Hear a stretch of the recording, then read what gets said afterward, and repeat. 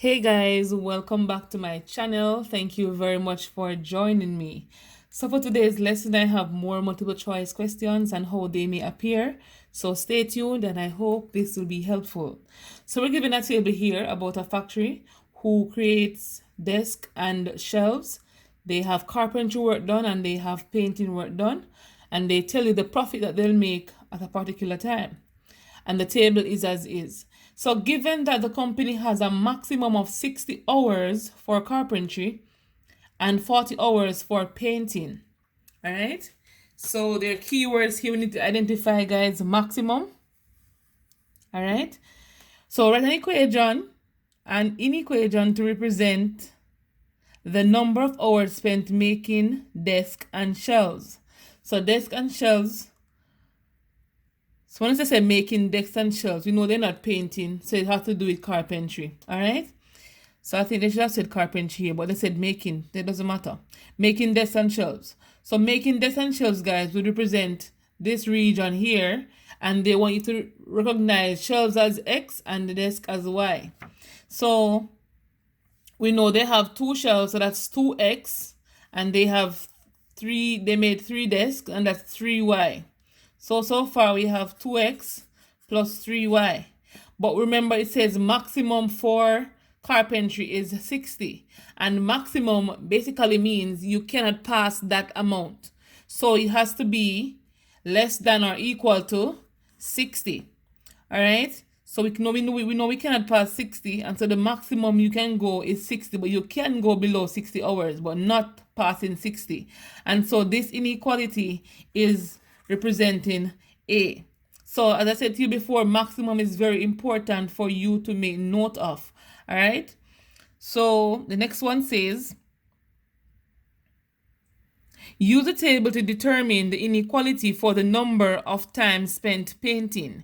And so painting would be the painting of shelves and the painting of desks. All right. And we were told in the question that 40 hours were spent on painting.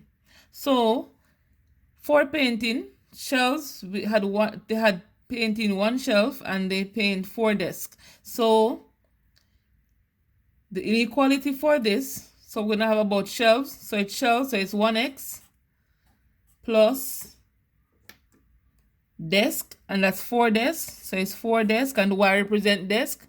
And again, the word maximum here is very important, as maximum tells you it cannot pass 40.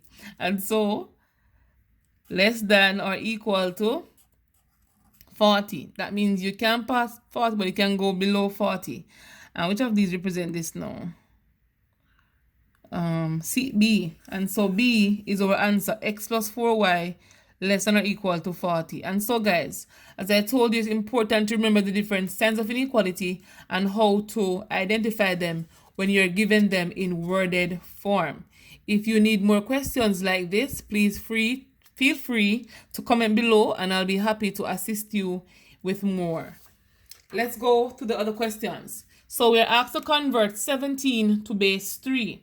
So one thing I always tell my students is that the base you're converting to is a number you're going to be divided into the given number. So it's base 3. So we're going to have 3. We're going to draw the division, what do you call this again? The remainder chart. So 3 into 17. And so the 3 into 17 goes 5 times, because 3 5 is 15. So we have 5. And we're going to be left with what? 2, right? 2. The next one, divide 3 again. So it's 3 into 5 goes how many times? 1 times. And we're left with 2. Let's continue dividing by 3 until we have 0 at the bottom. So it's 3 into 1 goes 0 times. And we have 1 remainder. So the answer is 1, 2, 2. All right. But will this be to base 10 or to base 3? It's going to be to base 10 because 17 is already to base 10. And we converted this 17 to base 3. So it's going to be 1, 2, 2 to base 3. And the answer is B. All right, guys. So we have to know how to do questions like these. Hence, being able to complete the question. So which of the following lines represent X such that, remember we have compound inequality, we read from the center to this direction and the center to this direction. All right. And we also need to know that when we see some signs, I'm going to put it right here.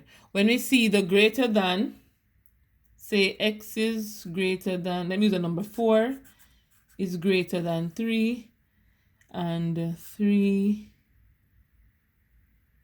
is less than 4. Let's say that, guys. When we see these signs, we know it's going to be open circle. All right, but if we see greater than equal to, less than equal to, it's going to be a closed circle. So we have to make these things known, and we have to know these things, guys, before we continue. So let's read. So it's x is such that x is greater than -2. So where we see -2, it's greater than, so it will be an open circle. So let's identify which of these have open circle already. So we have A and C with open circles. So we know that B and D are out because at -2 they have a closed circle. And so B and D are out of the solution. So we're going to be focusing on A and C. So x is greater than -2. So that's one of these two. And for this direction, it says x is less than or equal to 4. And we say less than or equal to, it should be a closed circle. So which of these two have closed circle? And it's C. All right. So this says x is greater than -2. That means -2 is not a part of the answer. And this says x is less than or equal to 4. That means 4 is the answer, but you cannot pass 4. So the range is between -1 or -1.99 because negative not in it. So anything below -2 and stop at 4. All right, guys, and so C is the answer for that one. So for this question, if f of x is equal to 2x squared minus 4, then f of -3 is. So we know that once we see f of -3 here, whatever we see in bracket represents the x value. All right?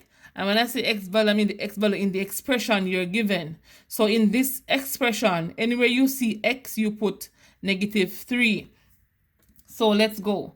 So it's 2, I'm going to rewrite. So it's 2, let me rewrite it, guys. X squared minus 4.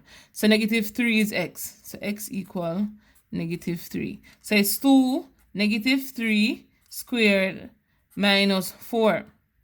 We know that -3 squared means -3 times a -3.